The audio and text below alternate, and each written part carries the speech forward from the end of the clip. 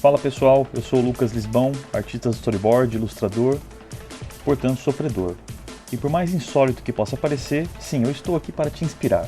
Bom, eu estou aqui para falar um pouquinho sobre esse filminho que eu publiquei, chamado Mad About You, que é uma historinha ambientada no universo do Batman do futuro.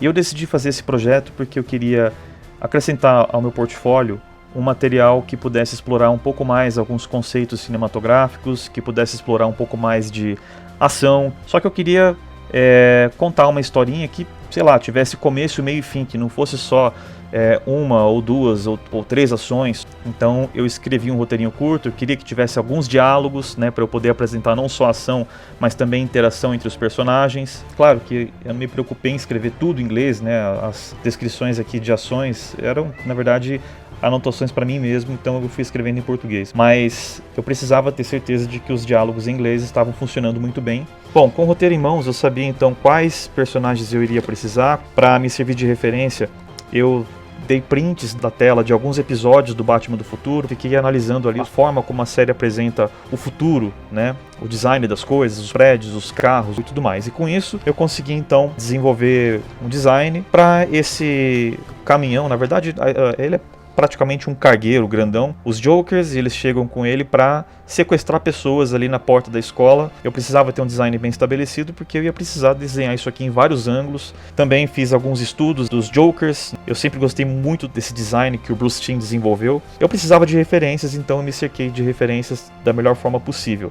E aí eu comecei a trabalhar nos thumbnails, comecei a determinar os ângulos de câmera. Alguns eu fazia uma folha, depois eu queria inverter a ordem de alguns quadros, eu recortava, colava. Foi uma coisa bem divertida de fazer. E aí eu comecei a desenhar várias cenas no Photoshop.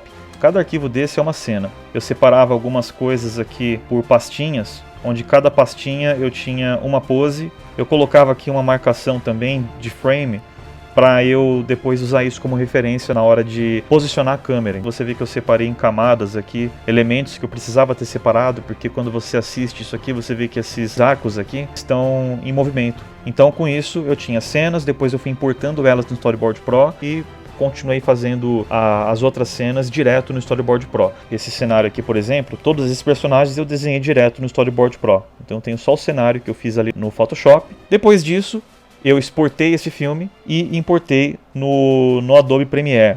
Dentro do Adobe eu fiz esse ajuste fino de edição e o meu filme acabou ficando com um pouco mais de 4 minutos. É muito tempo para você ficar assistindo ali um filminho totalmente mudo. Então eu vou colocar música pelo menos, aí fica bacana. E aí ficou estranho de novo, porque eu tinha um filme enorme com aquela música ali e os personagens falando, tal, um conversando com o outro e tudo mudo, né, na parte de voz. Eu falei, caramba, eu vou ter que gravar a voz. Quando a gente trabalha para os estúdios, a gente recebe as vozes dos atores, né, previamente, e a gente começa a colocar elas ali no Animatic, mas é muito comum, no meio do processo, o artista storyboard perceber que, puxa, precisa adicionar uma fala aqui. E aí, muitas vezes, o próprio artista storyboard grava uma voz guia e vai colocando ali no Storyboard Pro. E eu já estava acostumado com isso, em gravar essas vozes já, colocando bastante atuação, inclusive mudando a voz de personagem para personagem e tal, né? Aí eu falei, bom, vamos ver o que acontece. Aí eu fui gravando as vozes. Comecei com a voz do Terry, que é talvez uma voz um pouco já mais próxima da minha voz natural. Depois eu gravei a do Coringa, imitando a voz que o Mark Hamill faz para o Coringa, porque ele é o dublador do Coringa original, né?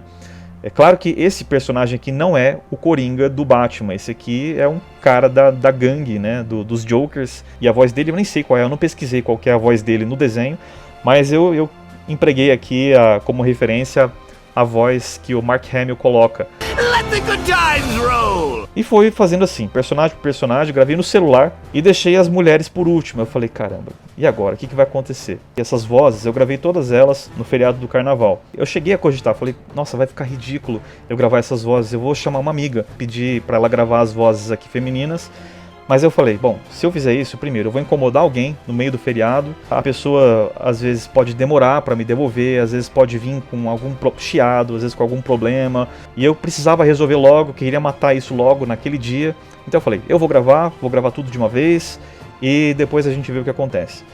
Aí eu fui gravando uma a uma. Fui fazendo uma voz fininha, depois fui pra Max, fiz uma voz ainda bem feminina, mas um pouco diferente. E aí eu descobri esse filtro. Se você entrar aqui na aba de efeitos, se chama Pitch Shifter.